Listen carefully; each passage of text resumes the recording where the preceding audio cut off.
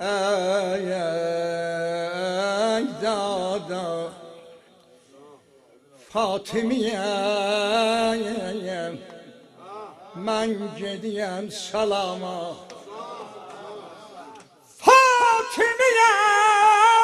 mən gedirəm salama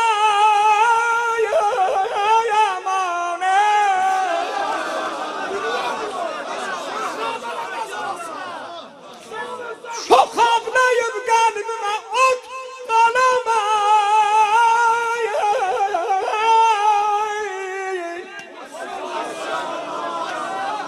Məndən sonra bacım kızın getir evime niye Rəhm eləyə bu bəlkə bu dört var Eyvah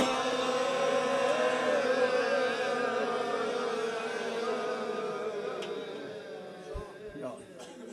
evin abi Geldi dudumanına Haber okuyayım sana Kalmışlar tarihçiler Zəride-i Xurmanı yandırdı Gördü Zeynep nənənin caneması nasıl Bacı dur ay Zahra Bacı dur ayağda görək hala Yüzü gülmeyen nənəmiz hani Ha ana valide zelfi ala Yüzü gülmeyen nənəmiz Ya Zahra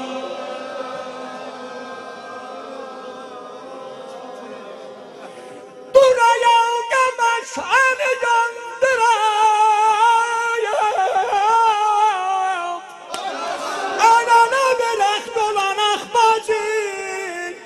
Anamın yatay yerine bakam Gami hicrodunda yanak bacın